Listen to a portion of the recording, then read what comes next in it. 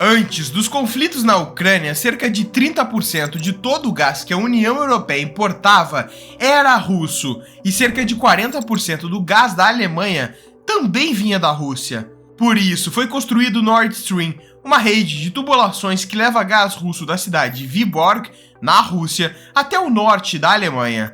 Tudo isso pelo Mar Báltico.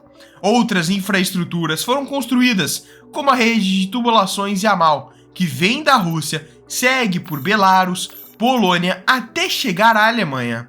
Outra infraestrutura é a Brotherhood, que segue um outro caminho pela Europa, adentrando a Ucrânia até chegar ao norte da Itália e ao sul da Alemanha. Essas redes representam grande parte do fornecimento de gás, que é usado para aquecer as casas dos cidadãos europeus. Por sua vez, a imensidão do gás russo é extraído das regiões siberianas, como no campo de Yamal, no norte do país. E quando a Rússia invadiu o leste da Ucrânia, a Europa não poderia parar de utilizar o gás russo, porque dependia disso para o pleno funcionamento. Mas isso enquanto o inverno ainda não chegou. Durante fevereiro até novembro é onde o clima está mais quente na Europa. O problema é quando o inverno chega, em dezembro, e se estende até março.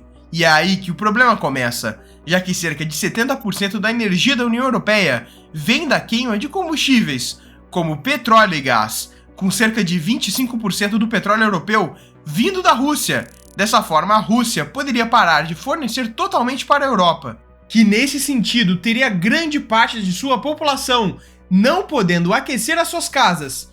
Pelo menos essa é a visão de grande parte da mídia. Mas será mesmo? Para entendermos isso, temos que ver este mapa aqui.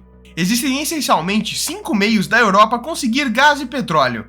O primeiro é sua produção interna, consumindo dos próprios europeus, como por exemplo da Noruega, que é o maior produtor europeu de petróleo e gás, e um dos maiores do mundo, possuindo bacias de exploração no oeste da Noruega, que são consideradas algumas das maiores reservas de petróleo de toda a Europa. Os outros meios são pelo Oceano Atlântico, o Mar Mediterrâneo pelo norte da África, Oriente Médio ou por fim a Rússia. Nos países do Oriente Médio e norte da África, cerca de 15% das importações europeias vêm daqui, com este número podendo aumentar por conta da gigantesca produção de petróleo, que passa bem longe da Rússia, aqui do Golfo Pérsico e segue até o sul da Europa.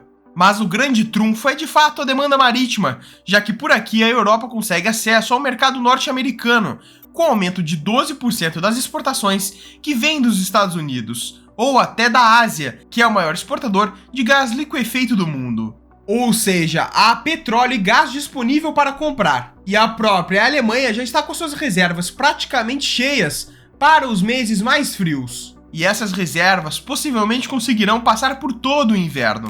E a Europa voltou a queimar carvão mineral, em troca de manter a energia estável na região. Isso não quer dizer que não há riscos da Europa sofrer com o inverno, e sim que eles não estão tão graves. Mas talvez o real problema da Europa esteja na Ucrânia, já que a Rússia vem fazendo diversos ataques estratégicos com o objetivo de desestruturar a Ucrânia, cortando ao máximo seu fornecimento de energia. Os principais ataques aconteceram nas cidades mais próximas da Rússia e sobre disputa, como em Kharkiv, no nordeste da Ucrânia, Lviv e Dnipro, com duas dessas cidades em disputa direta entre russos e ucranianos, e o ataque às cidades do leste pode permitir uma maior facilidade russa de adentrar ao interior da Ucrânia. Já Dnipro e Kiev também estão sendo atacadas, e são algumas das maiores cidades do país, e com estes ataques russos, cerca de 30% da energia do país foi prejudicada. E com isto, se esses ataques continuarem, os ucranianos irão ter definitivamente grandes problemas no inverno. E podemos ver essa mesma estratégia sendo utilizada ao longo da história.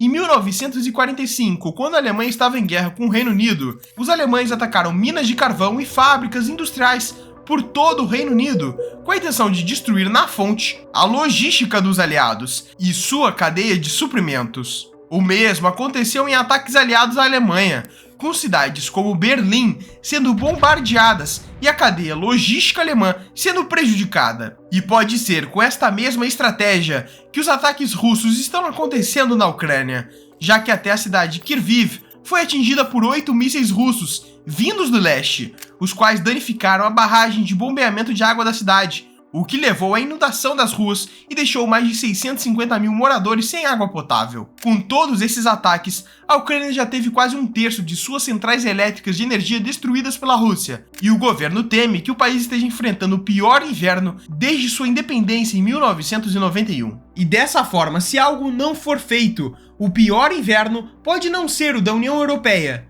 e sim o da Ucrânia.